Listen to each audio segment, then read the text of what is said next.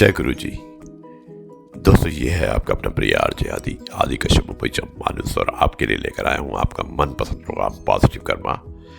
आज है episode number 678। दोस्तों, आज मैं गोल्डन टेम्पल अमृतसर आया हुआ हूँ और मैं दुआ करता हूँ वाहेगुरु से कि आप सभी को खुश रखें और आपको संपन्न रखें। आरजे आदि कश्यप मानुस। मुस्कुराना जिंदगी का वो खूबसूरत लम्हा है जिसका अंदाज सब रिश्तों से अलबेला है। जिसे मिल जाए वो तन्हाई में भी खुश है और जिसे ना मिले वो भीड़ में भी अकेला है। इसलिए मुस्कुराते रहिएगा। दोस्तों, आरजे आदि कुछ अलग हो जाए, इसमें मैं आपको एक कहानी सुनाना चाहता हूँ और कहानी का शीर्षक है संतोष परम सुखम, यानी कि संतोष ही सबसे बड़ा सुख होता है। जिसे धैर्य होता है वो इंसान सबसे ज्यादा सुखी होता है। शुरुआत करता हूं इस कहानी की कुछ इस प्रकार। राजा महेंद्रनाथ हर वर्ष अपने राज्य में एक प्रतियोगिता का आयोजन करते थे जिसमें हजारों की संख्या में प्रतियोगी भाग लिया करते थे और विजेता को पुरस्कार से सम्मानित किया जाता था।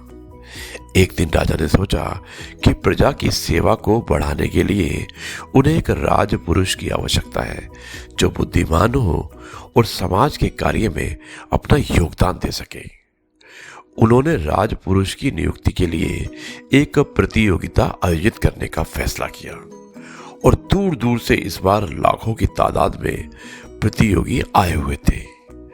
राजा ने इसी प्रतियोगिता के लिए एक बड़ा सा उद्यान यानी कि बाग बनवाया जिसमें राज दरबार की सभी कीमती वस्तुएं थी। हर प्रकार की सामग्री उपस्थित थी, लेकिन किसी भी वस्तु के सामने उसका मूल्य निश्चित नहीं किया गया था। राजा ने प्रतियोगिता आरंभ करने से पहले एक घोषणा की जिसके अनुसार जो भी व्यक्ति इस उद्यान से सबसे कीमती वस्तु लेकर राजा के सामने उपस्थित होगा उसे ही राजपुरुष के लिए स्वीकार किया जाएगा। प्रतियोगिता आरंभ हुई। सभी उद्यान में सबसे अमूल्य वस्तु तलाशने में लग गए। कई हीरे जवाहरात लाते तो कई सोने चांदी, कई लोग पुस्तकें तो कोई भगवान की मूर्ति, और जो बहुत गरीब थे वो रोटी, क्योंकि उनके लिए वही सबसे अमूल्य वस्तु थी। सब अपनी क्षमता के अनुसार मूल्य को सबसे ऊपर आंकते हुए राजा के सामने उसे प्रस्तुत करने में लगे हुए थे। तभी अचानक एक नौजवान राजा के सामने खाली हाथ उपस्थित हुआ। राजा ने सबसे प्रश्न करने के बाद उस नौजवान से प्रश्न किया कि अरे नौजवान, क्या तुम्हें इस उद्यान में कोई भी वस्तु अमूल्य नजर नहीं आई? तुम खाली हाथ कैसे आए हो? नौजवान बोला, राजन, मैं खाली हाथ कहाँ आया हूं? मैं तो सबसे अमूल्य धन का उस उद्यान से ले आया हूं। राजा ने पूछा, तुम क्या लाए हो? नौजवान ने कहा, मैं संतोष धन लेकर आया हूं महाराज। राजा ने दोबारा सवाल किया, क्या संतोष इनके द्वारा लाई गई इन अमूल्य वस्तुओं से भी मूल्यवान होता है?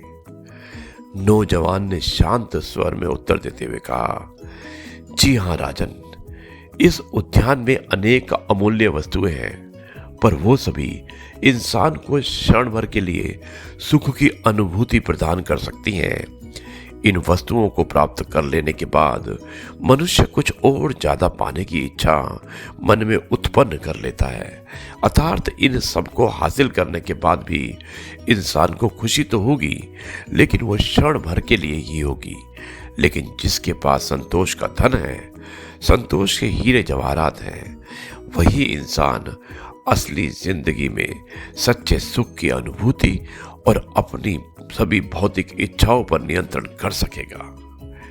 अपने इस उत्कृष्ट दृष्टिकोण की वजह से उस नौजवान को लाखों लोगों में से चुना गया और उसे राजपुरुष के लिए सम्मानित किया गया। दोस्तों, कितना अच्छा सारांश था इस कहानी का कि संतोष में ही परम सुख होता है। आपके अंदर अगर संतोष है, पेशेंस है, धैर्य है, तो आप सबसे बड़े विजेता हैं। ये है दोस्तों आपका अपना प्रिय आरजे आदि आदि कश्यप मुंबईचा माणूस आपके लिए लेकर आया आपका मनपसंद प्रोग्राम पॉजिटिव कर्मा। और मुझे उम्मीद है कि ये कार्यक्रम आपको पसंद आया होगा। कल मैं आपसे एक बार फिर मुलाकात करता हूँ कुछ नई बातों के साथ। तब तक के लिए कहता हूँ नमस्कार, जय हिंद, वंदे मातरम, भारत माता की जय, जय जवान जय किसान, जय गुरु जी, शुक्राना।